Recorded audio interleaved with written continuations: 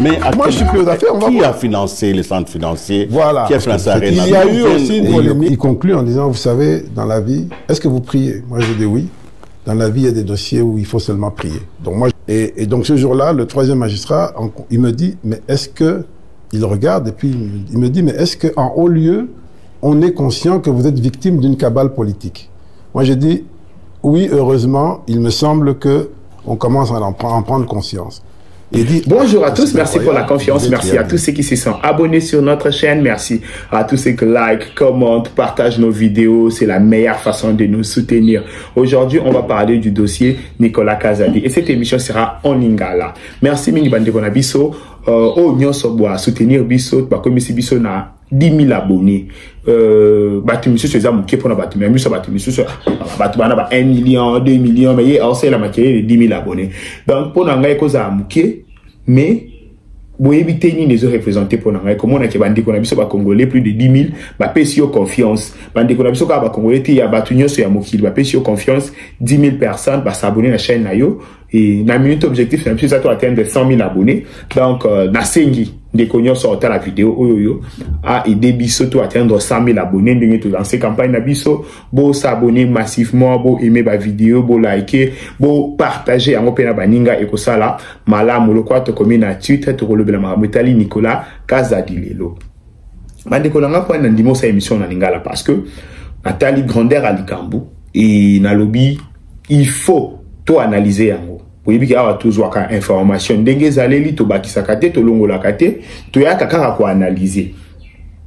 Et Nicolas Kazadi azanane. Nicolas Kazadi aza ancien ministre ya finance. Aza qui na le conseiller ya président Tshisekedi ayeko comme ancien ministre ya finance. Et na mutu na ye ba scandale ezalaki ebele ya kotanga te bandeko ngai. Ba scandale o ezaki na mutu Nicolas Kazadi. Non. Ministre monsieur ya finance atikala ozo ba scandale abongote et batu ba komi koleka koloba kofinga kofunda ye et justice ya mboka na biso se saisir na problème ba convoquer ye mais tole général to fandi boye ba blanchir ye justice et lobby azali lisusu na problème te makambuli banda ko funda Nicolas Kazadi nazo tanga yango moko nyonso te mais quelques-uns.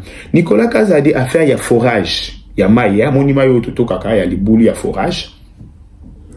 Nicolas Kazadi basali si ba forage il fallait qu'il basala plus de 200 forages pour na mai na ba coin oyo yo régie des zones na comité pour partager mai basa en sorte que mai ya libulu na forage moko batuana ba kei ko taxer na forage moko ba $400,000 américains ndeko forage. Ata babi station en forage en izali modernisé. Tapez ça un exemple moko. Meka otonganda kwa $400,000 na Congo. Terrain au sobi ba matériel ba tongolonda kwa $400,000. Ndeko wana eza château te. Wana eza château te. Mais bazo station moko muki. Ya mai $400,000. Tandis que ba passer ça forage na Congo. Simple, hein? Oui, avec yo bango balobelité. Forage moko simple. Azo sal c'est on a $2,500. Yama ikara o ya ba coin, qui obimisi ça 2,500. Ba bati molelio, mai pe bandi bima. Mais Nicolas Kazadi lobité. Forage à mai o biso tozo salisa, ezali moderne. Ezali forage moko bien équipé na ba énergie solaire. Na même prix wana tango ba kei batu biso beto tuniti na ba pays mususu pa bi o façon ya bango bazolo bela wana ezali ekoki koleka $25,000 te bandeko eloko a $25,000 ba futi yango na ba $400,000. Nicolas Kazadi alobita nga na futi yango na $400,000 te ngata ona moni $400,000 ngape na gangi loko abino na ekoloba ba e ole ba kitisa prix ba habite to sala kasi ba forage ebele pa ekondima ba sala 300 forages Tant que c'est la 300 forages et l'ongoli monte à 400 000 et qui tient à 200 000 $. Bande ko ba français ba lobi boyke forage wana ils a 25 000. Mais biso Congo pays pauvre. Ton dimi ko futa forage na 200 000 $. Wana pesa ka problème ti ton dimi. Bon on peut ça nini et futa mi Nicolas Kazadi na maloba na ye. Na interview autre ça là. A lobi ba futi 79 millions de dollars. Donc, na bateau au bac français 79 millions de dollars. Donc, oui, Nicolas Baki na montant wana, il fallait qu'il déjà tout soit ata par 89 forages à maille. Na montant wana pèse. Et puis bon wana, ba fouti on a procédure d'urgence. Procédure d'urgence c'est la qui signe. Et la qui c'est que bo pèse facture lelo, ba étudier, bo fouti on bala moko. On a une procédure ça qui est les qui na no boyer ba étudier. Bo fouti on bala moko. Ba fouti forage wana bala moko. Donc ba fouti forage wana bala moko mais ti lelo bande ko ngai. Bande ko ngai ti lelo. Ba forage ils a même pas plus de 40. Habiti lelo.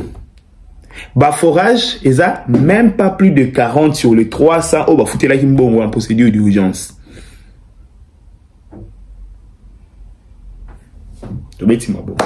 Problème ya ba lampadaire eye. Wana likambo liboso. Problème ya ba lampadaire eye. Ba lampadaire moko. Ba yeli Nicolas Kazadi dossier lampadaire moko 5 000 $. Bandi ko lampadaire ezani. Ache di bino munda wana bozo mona o ezaka na banzela. Et puis na ba information to zanango sûr et certain ba lampadaire wana ezalaki solaire te. Et ça, ba lampadaire et aussi na courant normal. Pour tout ça, na ba lampadaire solaire et ça là na courant normal, na énergie solaire. Tout ça, na ba lampadaire et ça là toujours lié na courant normal. Ba lampadaire solaire parce que ça na panneau solaire, ya mo ça là na moi prix moko ya moi likolo. Mais oh ba on ngai ba yena ho ça ya lampadaire normal. Fayi ba na ville à Kinshasa. Place onde place scandale moko eza na ebité. Bandeko. Likambo lampadaire yeko koma. Tant likambo lampadaire komi na Congo. Nicolas Kazadi ba yelingai lampadaire moko 5 000 $. Oh, na surtout mais na uti ko futa ba lampadaire moko wa 1500 na moko.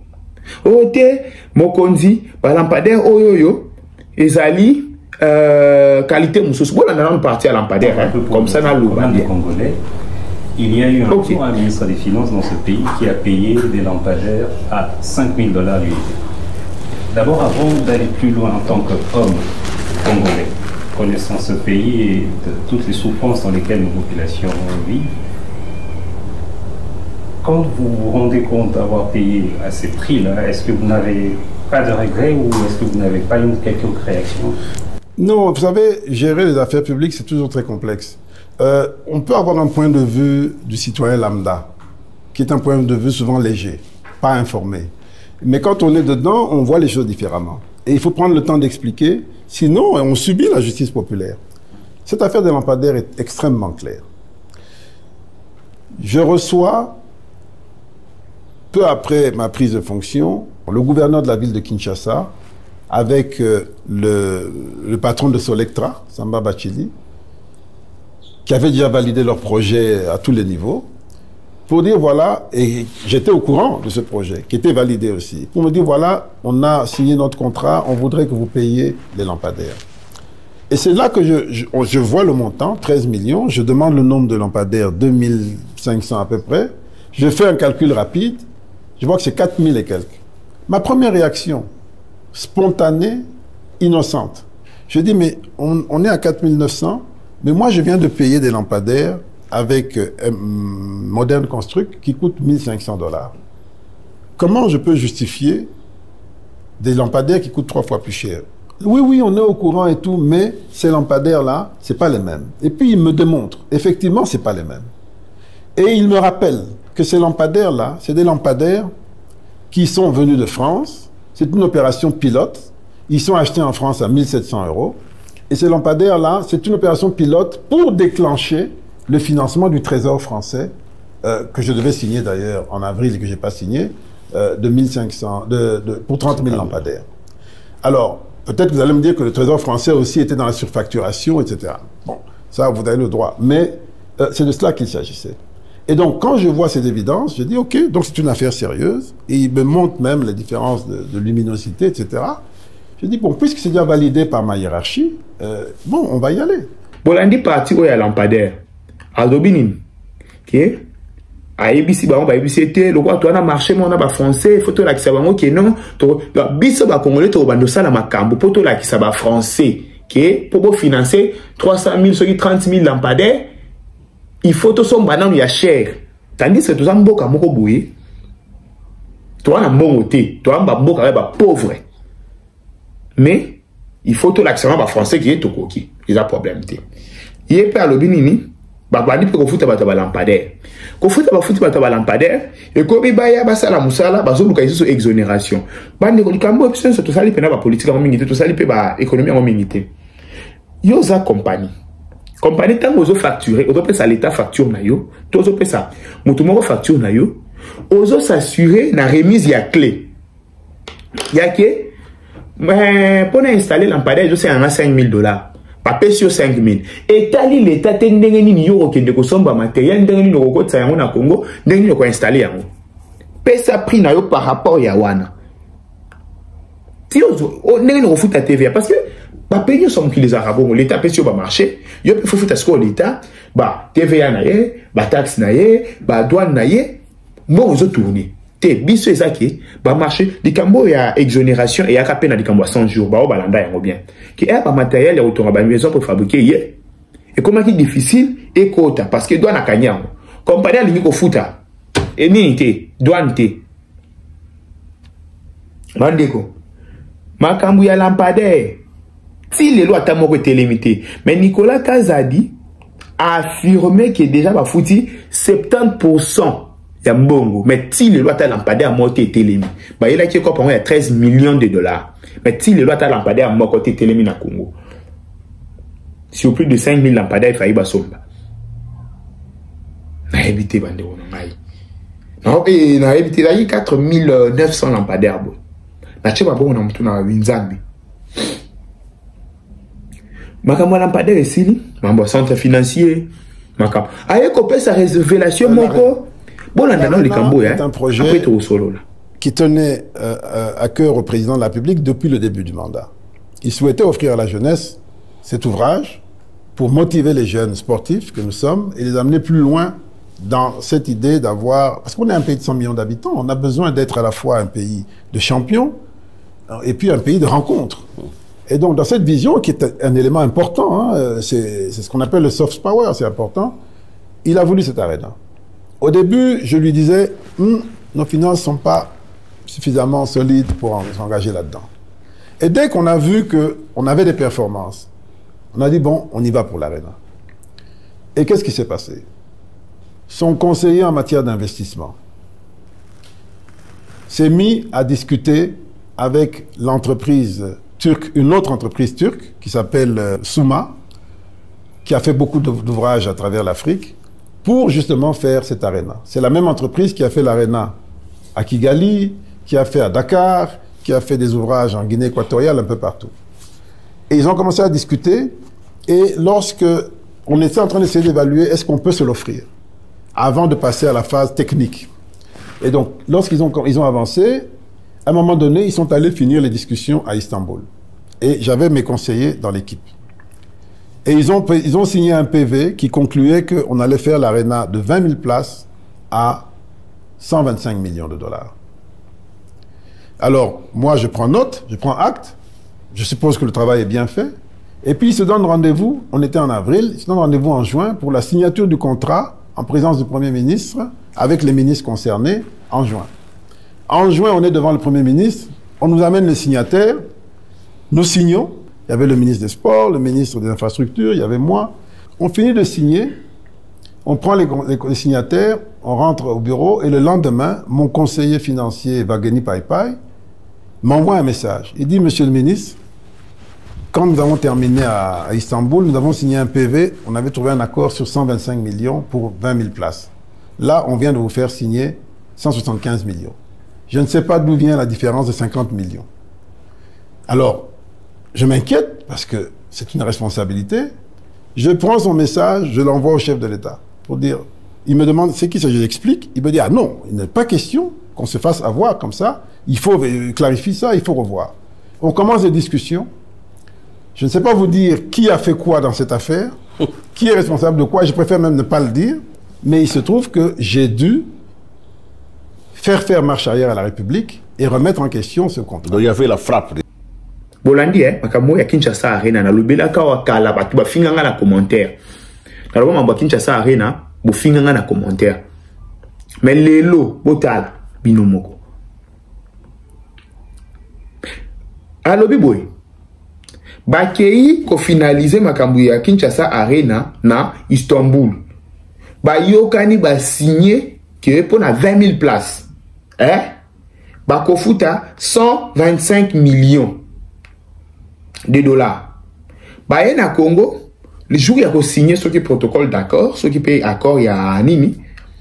Bah, signé ces documents, il y a la ligne à Boutou, conseiller n'a bien dit, oh, chef, na Istanbul, tant que tu as signé à 125 millions, mais tu as le document, bah, tu as signé, et ça y a 175 millions de dollars. Donc, Ndeko, Nicolas Kaza dit, il veut nous faire croire qu'il y a un ministre, il peut essayer de documents dans l'État, ministre, il y a finance. Soit document ou signé sans qu'on soit connaissance nango, sans qu'on tanga yango. Ok, ton ignorance naïe. Atayi va conseiller à président de la République, à présidence. Batou bache, babaki 50 milliards ba conseiller à présidence. De baron batou baki 50 milliards mais awangani ko tanga bango, aboyi.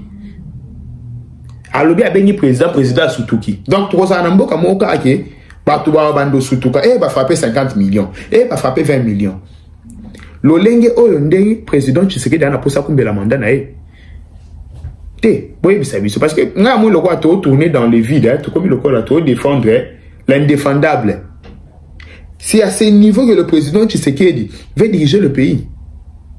Parce que nous le défendons. Nous parlons du bien de lui, nous voyons ce qu'il fait. Mais si le président a sorti comme un baboué les cas sans punition, sans qu'on tape, les gens qu'on a mis ça, pour nous expliquer tout qui était, oh on a lobby en côté, sans que base à la frapper. Oh et puis tout ça na, faut que dans la société moko boyaki, impunité à la té. Au sopi masangu au futi masangu. Exactement au sopi masangu ya nanguba. Bozoate. Ya on a une émission na lingala po bango ba maele ko le kabiso. Omoni biso na question na compréhension na biso bazoba. Compréhension na biso bazoba ezande. Ezaki ba monter o nyoso ebimi misala pe salamité. Mais mutu moko pete abetami. Te mutu moko pete abetami et sengo na mite matoseki pe to yembi fachi beto. Bande ko likamwana silike balampada oyo bo moni ye na yoki ke bache yango aux enchères, vente aux enchères. Les mêmes lampadaires qui étaient bloqués à Matadi étaient mis en vente aux enchères. Et j'apprends que c'est la société Proton qui est candidate pour acheter ces lampadaires qui sont mis aux enchères. Ça, c'est déjà sur les lampadaires eux-mêmes. Mais sur le prix des lampadaires, je crois que la démonstration est claire qu'il n'y a pas surfacturation. Deuxièmement, la même IGF qui était en mission à la ville de Kinshasa n'a pas vu, peut-être qu'elle était distraite, qu'il y avait un autre fournisseur qui s'appelle Proton, du groupe Raoji, qui vendait des lampadaires 2 fois moins performants ou 3 fois moins performants que ceux de Solectra à 6 000 et quelques dollars, plus de 6 000 dollars. Frère, l'État a mis ici plus de 10 millions à son lampadaire. Il y a l'État. Pour que la compagnie ou la compagnie qui sont fouti douane la compagnie il y a l'État où il faut éclairer ville à Kinshasa aux enchères pour ne pas particulier pas son bayango na moins cher par rapport à plus l'État sombeli aya côté que l'on les sous batu to l'État yemoko na éviter ngande zoba to ça ba zoba collectif tonin Nicolas Kazada expliqué biso ngai ndezoba to biso nyoso toza ba zoba to ndenge nini bande ko ngai ti wapi to kina mababo bolanda yimo ko azo expliquer yango bien bolanda émission aux aba parti bolandi hein azo baké et awa balika moji la lingete yo kokota compagnie oyoyo eza kosumba ba lampadaire wana aux enchères eza ya groupe Raoudine oyo ji la lingete azana bango très proche azala conseiller na bango fiscal bandeko tout ça la nini pour la mboka oyo ce pour délivrance et simbali sous-souté ce qui est la délivrance et ko simbali sous-souté tout ça la nini tout exécuté ba tout ça la nini pour le bas parce que awa lobike ba lampadaire aux enchères. Tandis que l'État a payé ses lampadaires, comment vous pouvez mettre le bien de l'État aux enchères? Comment? Expliquez-moi par quelle magie? Où on comprend absolument rien. Par quelle magie? Mais on est là, on s'est dit, ouais, tout va bien. Tout sauter wana, tout sauter parti wana. Aye ko banda ko lobaki, juba interpellé président Benguié basali bo bas. Ah ouais, ça conseil hein. Na opesa ndeko Nicolas Kazadi. Omoni akamsusu to sala ngo na loyengete. Oye koye se rappeler ça na conseiller à mokonza mboka moko Fortuna Biselele. Ye pa banda akabo ko bavarder na kombo président. Oye bisor na e. Eza menacé. Mais aux hommes politiques makamsusu ata bo solo na président. Ye bande ni regarder yango ko zala bava te na ba réseau. C'est ça conseil.